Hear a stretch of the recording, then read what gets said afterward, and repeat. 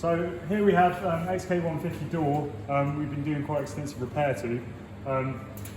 As you can see, it's had a lot of rust issues through the bottom of the section here, and it's also got a big crease through the middle where someone's leaded it back in. So it's always a bit of a challenge when you get to this sort of stage in the job where you're not really sure whether you're just going to go buy a new piece and bolt it straight on, or you sort of take your time and you restore as much as you can of the original car. In this case, we've actually decided to restore as much of the original car as possible.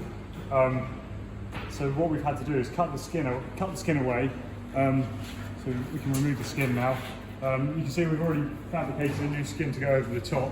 So I'll talk you through the process of what we've had to do at the same time.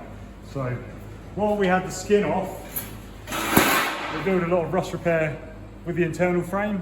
So the main job really was to get the frame as strong as we could before we sort of put the skin back on again. So you can see, I haven't quite finished, we've got a few welds to grind off yet. We put a new bottom piece in here, but joining it back into the sort of original top section to try and keep that as original as we can, because there's obviously no rust in there. This bit, although it looks nice now, is actually this section here, and at a glance it looks okay, but when you start looking, you might be able to see the daylight coming through. It's very heavily pitted on this section of the door, so we decided to cut that out. We've made a new piece in-house to go on top there, including obviously the new little brackets to hold the door handles on, all the pressings for the mechanisms. There's a bit of detail behind as well on that panel there. Yeah, so obviously it had the little hooks that hold the piece in. So we've done all that and spot welded that back into position. And then working our way around the frame, you then have this section in here, which is pretty much all gone. I've actually cut the really rusty bit off of this just so I can get an idea of the sort of size of it, but you can still see where it's all been eaten away in these corners here, but this whole lip was gone. So we've made a new piece to go in there.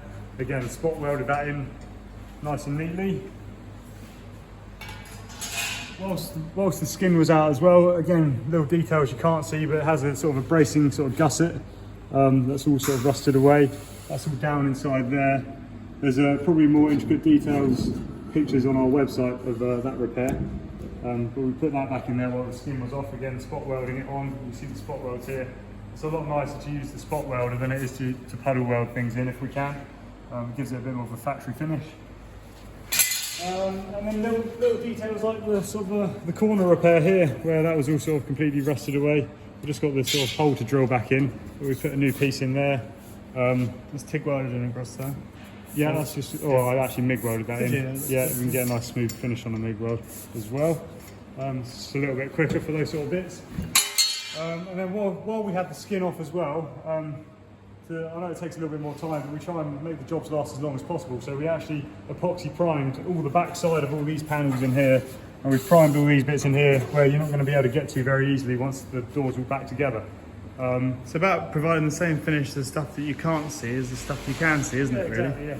So hopefully it will last as long as it physically can. And then the final job was to sort of fabricate the skin, blend it back into the original top of the door, trying to keep all these original sort of features and the original lines, which we know are going to line back up to the car very nicely.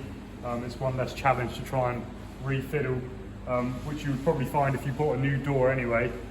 You'd spend hours trying to make all of this match in nicely to the A-pillars and the wings. So it's quite nice to keep all those features. Also joining it on the curve gives us a little bit more strength, so we're sort of less likely to distort the panel. It's worth saying that's yet to be finished as well, yeah, isn't it? so we just got to weld across there and then panel beat it smooth. So how do you make something like this, which the challenge is it's so flat, but it has got a bit of a curve in it, so yeah, you had some difficulty there? So you want it to be flat because that's what the car was designed to have, like nice flat side. But also if you just got a flat piece of metal and just bent it round, you'll probably find once you've turned all of the edges in, it'll sort of concave in, it might not have any strength at all, so it'll sort of pop and ping, and it will never sort of give you that nice sort of shiny finish with the paint either, because obviously it's going to be sort of ripply, you're going to have to sort of fill it up completely. So what we've done is we've wheeled a little bit of shape into here, just to give it a slight curve. It holds so much strength in it, you're never going to notice that sort of curve in it. If you put the straight edge on it, it's almost straight. And then we wheeled obviously the round into the end here, curved it round nicely to the original profile. And then before we cut the skin off, we also make a paper template. So this template's cut from the original door skin, so we know we can lay that back over the top the correct way around. We line it all up with our pieces here, so following the curves around. You can use magnets at this point if you want to hold it down a little bit tighter, and then you know your fold lines are going to be in the correct sort of place. All your door gaps are going to fit nicely.